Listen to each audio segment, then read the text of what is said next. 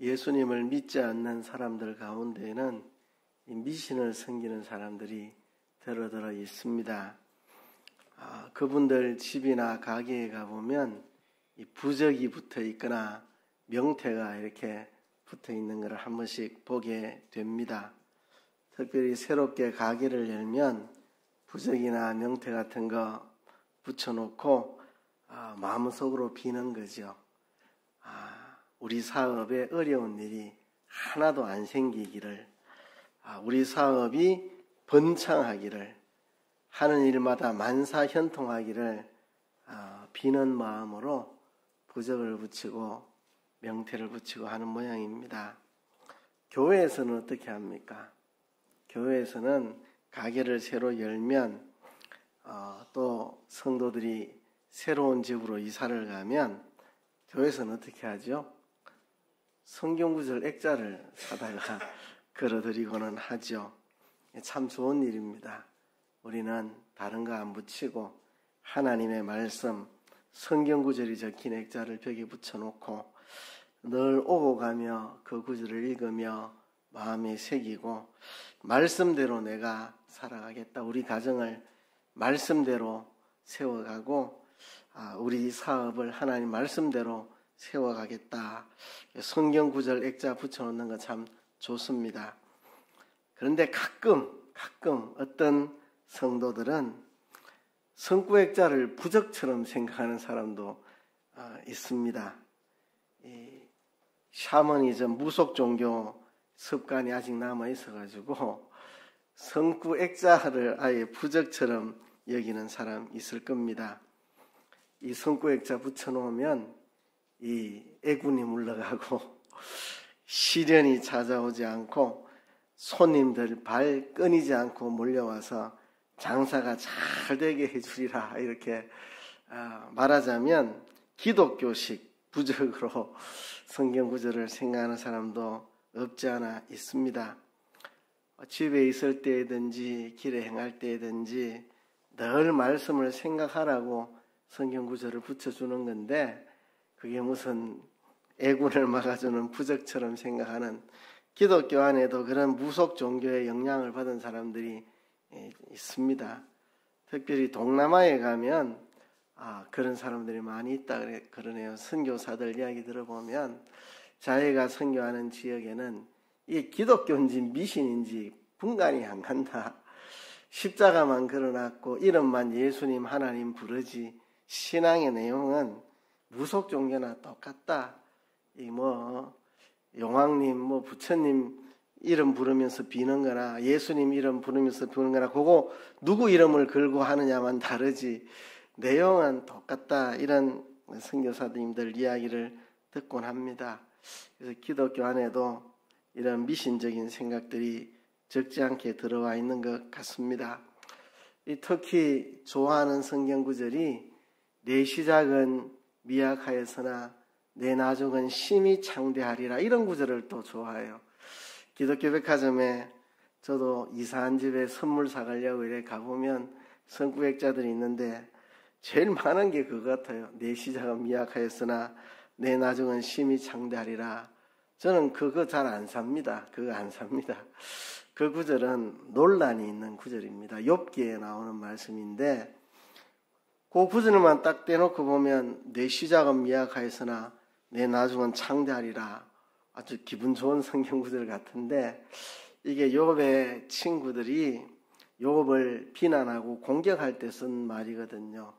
욥 너 죄 지었지? 실토해봐. 무슨 죄 지었어? 죄 안 짓고 이런 어려움이 올 리가 있어? 죄 지었으니까 이런 벌을 받는 거지. 빨리 회개해. 내 시작은 미약했지만 네가 죄를 자복하고 회개하면 나중은 창대해질 거야. 좀 이런 어투로 한 말이기 때문에 이 친구들이 지금 잘못하고 있는 거잖아요. 죄 지어서 당하는 고난도 아닌데 죄 지어서 당하는 고난이라고 막 몰아세우는 친구들의 잘못된 말 중에 나오는 말이라 이 구절을 이렇게 사용해도 되는가 논란이 좀 있습니다. 어떤 분들은 욥을 부정당하게 비난하는 중에 했던 말이니까 이 말을 쓰면 안 된다는 사람도 있고 잘못되게 사용했지만 그 말 자체는 틀린 말이 아니니까 써도 된다. 이런 양 논란이 있는 그런 구절입니다. 그래서 저는 그 구절 선물을 안 합니다. 또 많은 구절이 요한 1서에 나오는 말씀, 사랑하는 자여, 요한 3서에 나오는 말씀, 사랑하는 자여 내 영혼이 잘된 같이 네가 범사에 잘되고 강건하기를 내가 간구하노라. 또 이 구절을 많이 붙입니다. 저는 이 말씀을 정말 좋아하는 말씀이지만 이 말씀을 손에 잡는 게 저도 쉽지가 않습니다. 사람들은 내 영혼이 잘된 같이 네가 잘되고 범사에 잘되고 강건하기를 원한다. 그러니까 범사에 잘되고 사업도 잘되고 건강하고 얼마나 좋습니까? 범사에 잘되고 강건하기를 하는 일마다 다 형통하고 사업 번창하고 몸도 건강하고 다 바라는 게 그거잖아요. 사업 잘 돼서 돈 잘 벌고 몸 안 아프고 건강하고 다 그거 바라는 거잖아요. 그래서 내 영혼이 잘된 것 같이 네가 범사에 잘되고 강건하기를 내가 간구하노라. 대개 사람들이 좋아하는 구절입니다마는 그 구절은 법칙이 아닙니다. 영혼이 잘되면 반드시 사업이 번창하고 반드시 건강해진다는 법칙이 아니고 가이오와 같이 정말 복음을 위해서 희생하고 헌신하고 앞장서서 섬기고 그렇게 하는 순회 전도자들을 자기 목숨을 걸고 도와주고 보살펴주고 했던 그 헌신적인 가이오에게 사도 요한이 당신 같은 사람 내가 정말 범사에 잘되고 강건하기를 간구합니다. 기원문입니다. 기원문. 정말 당신 같은 사람 보니까 당신 같은 사람한테 하나님이 범사에 잘되게 해주시기를 소원하는 마음이 생기고 당신 같은 사람에게 하나님이 건강 주셨으면 좋겠다는 소원이 생깁니다. 이 말이거든요. 그래서 이 구절은 정말 하나님의 사람들이 범사에 잘되기를 기도해주고 건강해지기를 기도해줄 수 있을 만큼 가이오처럼 헌신적으로 희생적으로 살아야 된다. 그 이야기하는 겁니다. 그렇죠? 지금 요한 3서의 이 말씀은 무조건 사업 잘 되라, 무조건 건강해져라, 무조건 사업 잘 되고 건강해진다 그 이야기가 아니고 가이오라는 사람이 얼마나 하나님 앞에 헌신적으로 살았으면 사도 요한이 사랑하는 자여 내 영혼이 정말 잘된 것 같이 네 하는 모든 일이 잘되고 강건해지기를 내가 간구합니다라고 이렇게 말할 정도로 가이오처럼 신실하게 헌신적으로 살아야 된다는 이야기 하는 건데 그거는 생각 안 하고 그냥 나도 사업 번창하면 좋겠다, 나도 건강하면 좋겠다 이렇게 해서 이 구절 좋아하는 것 같은데요. 정말 내가 가이오 같은 사람을 만나면 기독교 백화점 가서 이 성경 구절을 사서 벽에 붙여줄 것 같습니다. 정말 가이오와 같이 헌신적인 성도를 제가 만나면 그때 기독교 백화점 가서 제가 이 구절 사서 붙여주고 싶고 아무한테나 붙여줄 수 없는 겁니다. 우리가 생각해야 될 게 있는데요. 우리가 무속 종교처럼 아무런 어려움도 없고 시련도 없고 애군이 다 물러가고 그냥 모든 일이 잘 되고 이렇게 비는 거는 기독교적인 신앙이 아닙니다. 신앙생활에서 뺄 수 없는 게 시련입니다. 시련. 믿음의 조상 아브라함 얼마나 많은 시련을 겪었습니까? 다윗 평생 시련 속에 살았습니다. 어릴 때는 양치면서 사자와 더불어 곰으로 더불어 싸우느라고 시련이었고 젊어서는 골리앗과 싸워 이기고 또 사울의 추격으로 도망다니느라고 시련이었고 노후에는 그가 죄를 범해서 하나님의 징계가 임해서 수많은 시련을 겪었고 이게 다 다윗 왕을 연단하고 바로 세워나가는 과정 속에서 당하는 시련들이죠. 선지자들 한결같이 시련을 당했고 신약 시대의 사도들도 엄청난 시련 속에 산 사람들입니다. 예수님 말할 것 없이 참 상상할 수 없는 시련 가운데 계셨습니다. 그래서 우리 기독교 신앙은 시련이라는 걸 빼버릴 수가 없습니다. 무속 종교처럼 뭐 비나이다 제발 애군이 없이 뭐 잘 되게 해주세요. 방식만 좀 달라서 그렇지 성경 구절 하나 붙여놓고 비나이다 제발 우리 사업장에 아무 어려움 없고 내 건강하고 잘 먹고 잘 살게 해주세요. 이게 기독교는 아니라는 말이죠. 그렇죠? 기독교는 시련을 빼놓고 이야기할 수가 없습니다. 그래서 오늘 시련에 대해서 좀 생각을 해보려는데요. 시련에 대해서 오늘 본문을 가지고 3가지 이야기를 하려고 합니다. 첫 번째는요. 시련에 대한 바른 인식이 있어야 됩니다. 시련에 대한 바른 인식. 시련은 누구나 당하는 것이다. 우리가 늘 기억해야 됩니다. 시련은 누구나 당하는 것이다. 오늘 본문에 보면 내 형제들아 너희가 여러 가지 시험을 당하거든 이렇게 말했습니다. 이 말 속에 어떤 뜻이 담겼습니까? 시련은 누구에게나 있는 것이다. 내 형제들아 너희는 내 형제다. 나는 너희의 형제다. 너희나 나나 다 같은 사람이다. 내 형제들아 너희가 여러 가지 시험을 당하거든. 나도 당하고 너희도 당하고 우리 모두가 다 시련을 당한다. 시련이 없는 사람이 없다. 누구에게나 여러 가지 시험이 있다. 그런 이야기를 하는 것입니다. 시험이라고 하는 것은 보통 3종류가 있다고 이야기하죠. 시련, 시험, 유혹 이 3가지요. 영어로 하면 이제 trial 하면 이게 시련. 우리를 연단하기 오는 시련, 트라이얼. 그 다음에 영어로 하면 테스트. 이 사람이 믿음이 있나 없나 한번 해보자. 테스트하는 거, 시험. 또 영어로 하면 템테이션, 유혹하는 거.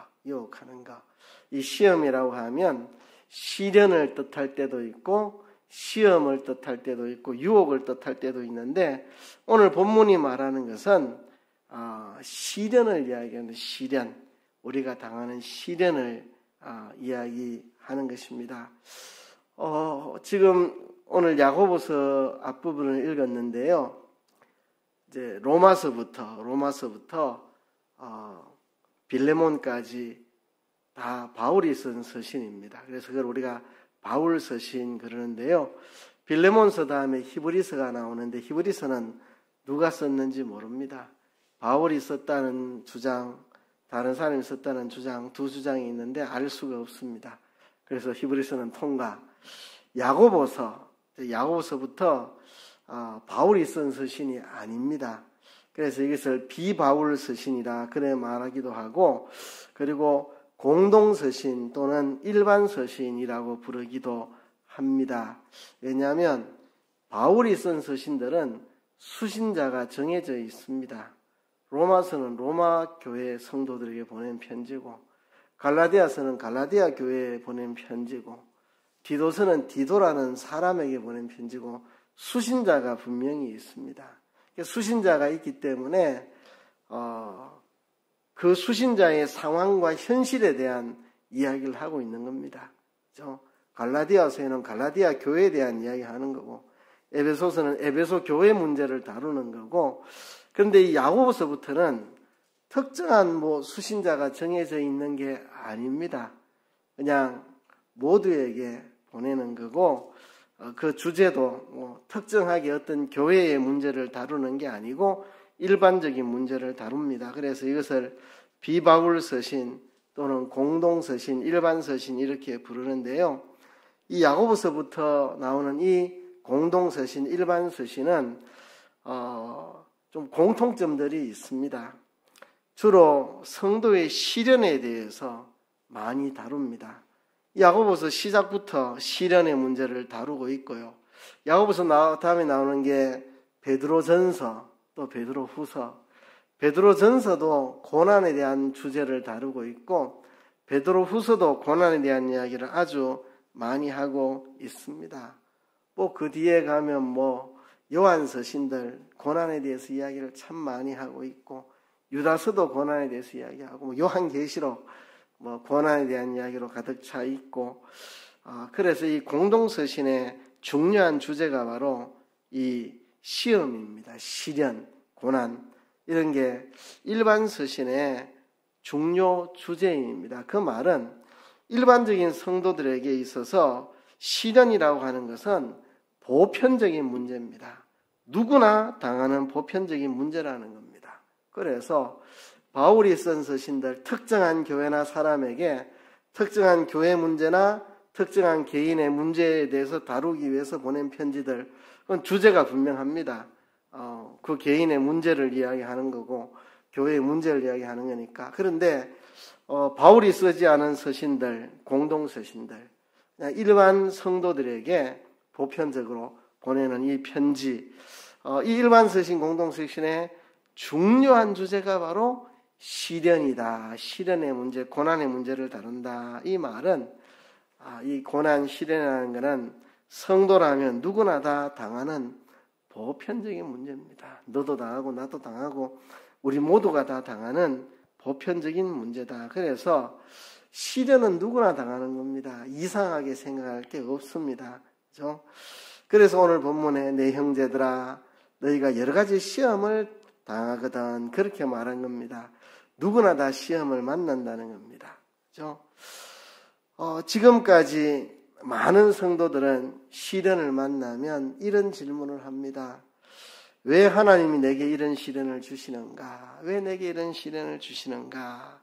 시련에 대해서 이해하지 못해서 때로는 낙심하거나 좌절하고 하나님을 원망하고 낭망하고 포기할 때가 있습니다. 그 이유는 이 시련에 대해서 원만하게 이해하지 못하기 때문에 그렇습니다. 시련에 대해서 원만한 이해를 가지지 못하면 신앙생활을 바로 못합니다. 우리 신앙생활은 시련을 떼놓고 말할 수 없는 것인데 시련에 대해서 원만한 이해를 가지지 못하면 신앙생활을 바로 못하죠. 그렇죠?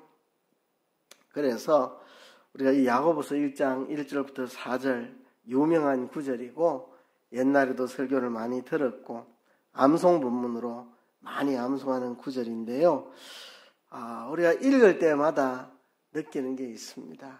이래 살아야 되는데, 시험을 만나거든 온전히 기쁘게 여기라, 기쁘게 여겨야 되는데, 근데 쉽지가 않다는 거, 늘 쉽지가 않다는 거. 이래 살아야 되겠다고 생각하지만 현실에서는 쉽지 않은 게 이 본문의 말씀입니다. 야고보서가 제일 처음부터 시련에 대한 문제를 들고 나오는 것은 이만큼 기독교인에게 신앙에 있어서 시련이라고 하는 것은 중요한 부분이라는 겁니다. 베드로전서에도 보면 너희가 여러 가지 시험을 인하여 잠깐 근심하게 되지 않을 수 없었으나, 너희가 여러 가지 시험으로 인해서 잠깐 근심하게 되지 않을 수 없었으나, 이런 표현들 베드로전서도 시작부터 시련의 문제를 들고 나옵니다. 야고보서도 베드로전서도 다. 그래서 우리 모두에게 시련이 다 있는 것이다. 이상하게 여기지 말라는 겁니다. 베드로전서 4장에 보면 사랑하는 자들아 너희를 시련하려고 오는 불시험을 이상한 일을 당하는 것 같이 이상히 여기지 말고, 시련이 얼마나 힘들었으면 너희를 시련하려고 오는 불시험이라고 그랬습니다. 너희를 시련하려고 오는 불시험, 그것을 이상한 일을 당하는 것처럼 이상하게 여기지 말아라. 이상한 일이 아니다. 당연한 일이고 마땅한 일이고 우리가 누구나 당하는 일이다. 우리가 시험 당하는 것을 이상하게 여기지 말아야 됩니다. 사도 바울이요, 세계 선교를 떠나가지고 1차 선교여행 때에 갈라디아 지역을 다니면서 정말 고생을 많이 했습니다. 돌에 맞아가지고 죽었다고 사람들은 시체라고 던져놨는데 죽지 않고 살아나가지고 또 선교를 다니고, 그렇게 시련을 겪으면서 1차 선교여행을 마치고 돌아오는 길에 가는 곳마다 사도 바울은 하나님 나라에 들어가려면 많은 환난을 겪어야 할 것이라. 참 이 구절을 읽을 때마다 가슴이 찡합니다. 바울이 얼마나 고생을 했는데 복음 전하다가 붙잡혀가 돌에 맞아가지고 죽었습니다. 거의 시체라고 던져놨는데 하나님 은혜로 살아났지 뭐 사람 가운데 세워놓고 돌을 던져서 완전히 죽여가지고 버려놨는데 죽지 않고 하나님 은혜로 살아났는데 그래도 선교를 계속 다니고 갔다가 다시 그 지역으로 돌아오고 돌에 맞아 죽을 뻔했던 데로 돌아오고 그리고 이제 안디옥 교회 출발지로 돌아오면서 가는 곳마다 하나님 나라 들어가기 위해서는 많은 환난을 겪어야 된다는 말을 하면서 교회를 지도하고 다녔습니다. 그래서요 우리가 시련은 누구에게나 다 있는 것이다 하는 걸 생각하고 살아야 됩니다. 흔히 학자들이 하는 말이 있는데요. 사람들이 살다가 보면 여러 가지 위기를 만나는데 예상을 하고 있는 위기가 있답니다. 사춘기, 요 나이 되면 요 녀석이 반항하겠다. 딱 그때 되면 애들이 좀 반항을 하죠. 그러니까 부모들이 다 이미 기다리고 있는 겁니다. 이제 제가 엄마 아빠한테 대들 나이가 됐는데 딱 벼르고 있는데 딱 대드니까 이미 마음의 준비가 다 돼 있거든요. 그래서 그런 거를 가볍게 받아 넘길 수가 있죠. 또 결혼 생활 하다 보면 권태기가 온다. 다들 권태기가 온다던데 이게 그거구나. 다 예상되는 위기는 어렵지 않게 지나갈 수 있는데 예상치 못한 위기, 사고가 나서 팔을 잘라낸다든지 사고가 나서 반신불수가 된다든지 이런 거는 예상치 못하고 생기니까 충격이 크고 감당하기가 어려운 거죠. 그죠? 제가 옛날에 목회할 때 갑자기 시각장애가 찾아온 사람이 있었습니다. 자기가 시각장애라는 걸 받아들이지 못해서 굉장히 인생을 비관하고 좀 사나워지고 그런 사람을 봤습니다. 자기 말로는 무역회사인가 하여튼 거기서 제법 잘 나가는 위치에 있었는데 시각장애가 갑자기 찾아와서 이렇게 비참하게 됐노라고 자기 인생을 정말 비관하고 괴로워하고 그런 사람이 있었습니다. 그래서 예상치 못한 시험이 우리를 힘들게 하는데요. 우리 기독교인들은 그 원리를 가지고 생각한다면 나는 그리스도인으로서 많은 시련 속에 살아가야 한다 하는 것을 마음을 먹고 있으면 어렵지 않게 지나갈 수 있다는 겁니다. 나는 아무 어려움 없겠지. 제발 아무 어려움 없이 나는 살아야지. 나는 꽃길만 걸어야지. 그런 마음 갖고 살면 시련을 못 이깁니다. 그렇죠? 시련은 누구에게나 있는 것이고 그리스도인들은 시련을 통과해야 된다. 딱 그런 마음 먹고 살면 시련이 오는 걸 이상하게 생각지 않으면 다 그렇게 마음에 준비하고 있으면 어렵지 않게 지나갈 수 있다는 사실입니다.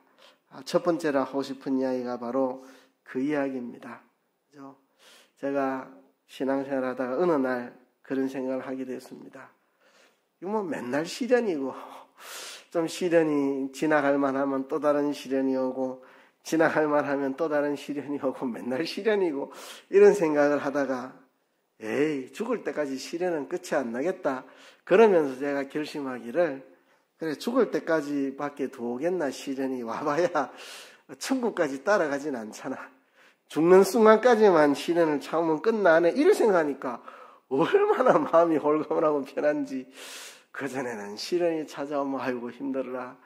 이거 지나가면 괜찮은 일 싶으면 또 시련이 오고 이거 지나가면 좀 괜찮나 싶으면 또 시련이 오고 맨날 시련의 연속이고 이래 생각하다가 죽는 날까지 시련이 계속 올 것 같네. 근데 죽을 때까지만 참으면 되는데 이 땅에서 내가 살면 몇 년 산다고 천국 가면 영원토록 사는데 영원한 시간에 비하면 이 땅에서는 찰나에 불과한 건데 이 잠깐만 시련 지나면 끝나네 이 생각하니까 그렇게 마음이 편하고 홀가분하고 나는 이제 죽는 그날까지 시련 속에 산다 이런 마음 먹으니까 힘들지 않게 시련을 지나갈 수 있겠더라고요. 그래서 그날부터 시련이 와봐야 죽을 때까지밖에 더 오나 이렇게 생각하고 삽니다. 그래서 첫째로 시련은 누구에게나 찾아오는 것이다. 우리가 생각하고 이상하게 여기지 말아야 된다. 두 번째는요, 시련을 만날 때 우리의 태도입니다. 오늘 본문에 보면 온전히 기쁘게 여기라 그랬습니다. 제가 초신자 때 이 구절을 읽고 참 많은 생각을 했습니다. 이 구절을 읽고 처음에는 조금 반발심도 생기고 시련이 오는데 어떻게 온전히 기쁘게 하란 말이고 좀 반발심도 좀 생기고 또 어떨 때는 너무 멋지다. 시련을 당하고도 온전히 기쁘게 여기라. 이게 참 신앙의 세계지. 이 정도는 돼야 신앙이지 막 이런 생각 들다가도 또 어떨 때는 근데 정말 잘 안 된다 막 이런 생각. 진짜 이 한 구절을 놓고 수많은 생각을 했던 게 이 구절입니다. 사람이 어떻게 이렇게 할 수 있노? 이게 가능하나? 막 이런 생각부터 정말 이렇게 살아야지 이런 생각. 또 가끔씩은 내가 내 자신이 기특할 때도 있고 이런 시련이 오는데도 기뻐하고 있는 내 모습을 보면서 또 기특하기도 하고 또 어떨 때는 기뻐하지 못하고 아주 막 처절하게 몸부림치며 괴로워할 때도 있고 하여튼 이 말씀대로 실행해 보려고 애쓰면서 정말 수많은 생각을 했던 구절이 이 구절입니다. 많은 사람들이 시련이 오면 원망하고 불평하죠. 왜 내게 이런 일이 옵니까? 그죠? 근데 오늘 본문에 보면 온전히 기쁘게 여기라 그러셨는데 여기라는 말은 온전히 기쁘지 않죠. 시련이 왔는데 기쁘면 정신병원 가야죠. 그죠? 기쁘게 여기라. 시험 그 자체가 즐거운 건 아닙니다. 유쾌한 일도 아닙니다. 다만 기쁘게 여기라는 것입니다. 왜냐하면 인내를 만들어내기 때문에 우리의 믿음의 시련이 우리를 인내하게 만들고 이 인내를 통해서 우리가 온전하고 구비하고 부족함이 없게 만들어주기 때문에 우리가 기쁘게 여기라는 겁니다. 기쁘게 여기라. 그냥 기쁜 게 아니고 그 자체가 기쁜 건 아니지만 기쁘게 여기라는 것입니다. 우리가 인내를 만들어서 온전하고 구비하고 조금도 부족함 없는 사람을 만들기 위해서 오는 시련이니까 그거 생각하면 우리가 기쁘게 여길 수가 있겠죠. 이게 나를 온전하게 만들려고 오는 거다. 나를 구비하여 부족함이 없게 만들려고 오는 시련이다. 감사하자, 기뻐하자. 그렇게 기쁘게 여기라는 겁니다. 온전한 거나 구비한 거나 부족함이 없는 거나 결국 같은 것을 강조하기 위해서 다른 표현으로 이렇게 나열을 한 것입니다. 결국 다 같은 겁니다.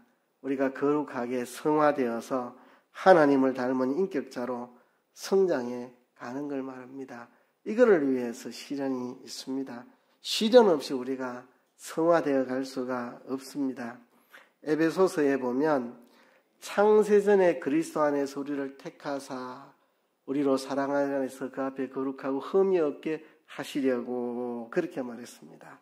우리를 하나님 앞에 거룩하고 흠이 없게 만드시는 이게 영원전의 하나님의 계획이고 목적이었습니다. 그래서 우리가 하나님의 영광의 찬미가 되게 하는 이것이 영원전 우리를 향한 하나님의 계획이고 목적입니다. 그러니까 시련이 없을 수가 없죠. 하나님이 우리를 영원전에 택하실 때 하나님 앞에 거룩하고 흠이 없고 하나님의 영광의 찬미가 되게 만들려고 우리를 선택하셨기 때문에 그런 사람을 만들려면 시련을 주셔야만 되는 거죠. 그러니 그 목적을 알고 우리가 기쁘게 여기자는 겁니다. 에베소서 또 5장의 뒤에 가보면 티나 주름 잡힌 것이나 이런 것이 없이 거룩하고 흠이 없게 하려고 하신다. 하나님은 우리가 티도 주름 잡힌 것도 없이 거룩하고 흠이 없는 자로 흠 없는 자로 만들려고 그래서 우리에게 시련을 주시는 겁니다. 그래서 야고보서도 너희가 여러 가지 시험을 만나거든 온전히 기쁘게 여기라 이랬는데 그 다음에 나오는 베드로전서도 1장에 보면 너희가 이제 여러 가지 시험을 인하여 잠깐 근심하게 되지 않을 수 없었으나 오히려 크게 기뻐하도다. 오히려 그에 기뻐하도다. 베드로 전서나 야고보서나 똑같이 시련 중에 기뻐하라고 말씀을 하고 있습니다. 베드로 전서 1장 7절에는 보면 너희 믿음의 시련이 불로 연단하여도 없어질 금보다 더 귀하여 예수 그리스도에 나타나실 때 칭찬과 영광과 존귀를 얻게 하려 함이라. 이 시련이 우리가 금보다 귀한 정금 같은 믿음으로 우리를 연단해서 칭찬, 영광, 존귀를 얻게 하기 위해 우리에게 오는 시련이니까 시련 때문에 내가 연단받아서 칭찬을 얻고 영광을 얻도록 하는 거니까 우리가 기뻐하자는 겁니다. 기뻐하자는 것. 시련은 우리가 기뻐하고 기쁘게 여겨야 합니다. 베드로전서 4장에 가서 보면 너희가 그리스도의 고난에 참여하는 것으로 즐거워하라. 이는 그의 영광을 나타내실 때 너희로 즐거워하고 기뻐하게 하려 함이라. 그리스도의 고난에 참여하는 것을 즐거워하랍니다. 예수님이 영광 가운데 오실 때 그때 우리가 즐거워하고 기뻐할 수 있기 때문에 시련을 통해 우리가 성장해야 주님 오시는 날 우리가 즐거워하고 기뻐하지 않겠습니까? 시련은 우리를 사랑해서 주시는 시련입니다. 시련은 하나님이 허락하신 시련입니다. 시련은 우리를 유익되게 하는 시련입니다. 시련은 목적이 있는 시련입니다. 목적이 다 달성되면 사라져버리는 시련입니다. 그래서 우리가 이 시련을 만나는 것을 온전히 기쁘게 여겨야 됩니다. 우리 마음으로도 기쁘게 여기고 생각으로도 기쁘게 여기고 우리 양심으로도 입술로도 행동으로도 표정으로도 온전하게 기쁘게 여기라는 말씀입니다. 우리가 모든 게 잘 되고 호의호식하고 호황만 하면 우리가 잘 될 것 같지만 우리 신앙이 썩어 문드러집니다. 시련이 있어야 우리가 정신을 차리고 바로 살아가게 됩니다. 그래서 두 번째로 이야기 드리는 것은요, 시련을 만날 때 온전히 기쁘게 여기자 하는 것입니다. 세 번째 이야기 드리는 것은요, 시련을 통해서 우리가 무엇을 이루어야 되느냐, 인내를 만들어야 됩니다. 시련을 통해서 인내를 만들어 가야 됩니다. 인내라고 하는 것은 참을 인자, 견딜 내자, 참고 견딘다는 말인데요. 참고 견딘다는 말은 계속한다는 말입니다. 중단하지 않고 계속한다는 말. 잘못된 것을 계속 밀어붙이는 것을 인내라고 하지 않습니다. 그걸 우리는 고집이다 이렇게 하는 고집, 그죠? 옳은 것을 계속하는 것을 인내라고 하는, 옳은 것을 계속하는 것. 어떤 힘든 일, 고난, 역경이 와도 처음 시작했던 올바른 일을 중도에 포기하지 않고 계속해 나가는 것, 그것을 가지고 우리는 인내라고 말합니다. 누가 악한 말을 해도, 누가 방해를 해도, 누가 내게 불의를 행해도, 공격을 받아도 포기하지 않고 옳은 일을 계속해 나가는 것, 이걸 인내라고 합니다. 시험을 만나면 자기 자신의 정체가 다 드러납니다. 꾸정물을 가만히 놔두면 사깔한 자가 맑은 물처럼 보이는데 막대기너가 흔들면 흙탕물이 올라오는 것처럼 이 시련을 만나봐야 우리 속에 맑은 물인지 흙탕물인지 저어봐야 우리의 정체가 드러나는 겁니다. 과거에 일제강점기 때 신사참배라는 시련이 와가지고 옥석을 가렸죠. 누가 진짜 목회자냐, 누가 진짜 신앙인이냐, 옥석을 가르는 게 신사참배라는 시련이었습니다. 그 앞에 굴복한 목사들도 있고 승리한 목사들도 있고 불급한 성도도 있고 승리한 성도들도 있었죠. 시험에 우리가 이기면 내가 자라가고 지면 넘어지는데 지는 것도 우리에게는 좋은 자료가 됩니다. 우리 정체를 깨닫고 내가 이것밖에 안 되는 거구나. 내가 참 교만했다. 내가 방심했다. 시험에 이기면 내가 자라나는 거고 지면 넘어지는데 넘어진 다음에 다시 일어설 수 있는, 그래서 우리에게 시련이 오는 겁니다. 그렇죠? 시련 중에도 우리가 감사하고 또 시련 중에서도 순종하고 시련 중에도 하나님을 신뢰하고 이런 일이 있어도 네가 감사할 수 있나? 이런 중에서도 네가 순종할 수 있나? 이런 중에도 하나님을 끝까지 신뢰하고 따를 수 있나? 그거를 훈련하는 게 바로 시련입니다. 시련. 시련. 이 시련을 통해서 우리는 온전한 사람이 되는 거니까 우리가 시련을 통해서 인내를 만들어서 온전하고 구비하여 부족함이 없는 사람으로 세워져야 하겠습니다. 욥이 말할 수 없는 시련 중에 이렇게 고백했습니다. 나의 가는 길을 오직 그가 아시나니 그가 나를 단련하신 후에는 내가 정금같이 나오리라 그랬습니다. 우리가 정금 같은 믿음을 시련 속에서 만들어내야 됩니다. 시련을 통해 정금 같은 믿음을 만들어야 됩니다. 인내를 이루고 인내를 통해서 온전하고 구비하여 부족함이 없는 정금 같은 믿음으로 그런 인격으로 실력으로 우리를 자라게 해야 합니다. 시험이란 우리가 만나는 여러 가지 어려움들을 이야기하는데요. 이 어려움은 우리 속에 있는 진상을 밝히는 게 이런 어려움입니다. 어려움이 와야 진상이 밝혀집니다. 내가 진짜 믿음이 있는지 없는지, 하나님을 신뢰하는지 안 하는지, 그게 다 드러나는 겁니다. 그래서 거기서 내가 승리하고 하면 내 신앙이 한 뼘 자라가고, 승리하지 못하고 패전하더라도 내가 얼마나 엉터리 신앙이었냐를 깨닫고 내 자신을 분석하고 깨달아서 돌이킬 수 있는 그게 바로 시련입니다. 시련이 없으면 전부 다 잘난 척하고 나는 신앙생활 다 끝난 것처럼, 나는 뭐 실력도 있고 인격도 있고 나는 다 갖추어진 것처럼 다 착각하는데, 시련이 와서 그 앞에서 퍽퍽 무너지는 자기를 보면서 내 믿음이 이것밖에 안 되는구나, 내 인격이 내 실력이 이것밖에 안 되는구나 깨닫고 뉘우치고 돌이켜서 자기를 바로 세우게 됩니다. 그래서 이 시련을 통해서 우리 자신을 바로 세우는 겁니다. 오늘 이 시련에 대해서 세 가지 이야기를 했습니다. 첫 번째는 내 형제들아 너희가 여러 가지 시험을 당하거든. 그러니까 우리는 누구나 다 당하는 시련이고, 그리스도인들은 시련이 마땅히 찾아오고 누구에게나 있는 것을 생각하고 우리가 시험 당하는 것을 이상하게 여기지 말자. 당연하게 생각하자. 죽는 날까지만 참으면 된다 이 생각하고 삽시다. 두 번째는요, 이 시험을 당할 때 온전히 기쁘게 여기자. 온전히 기쁘게 여기자. 쉽지 않죠.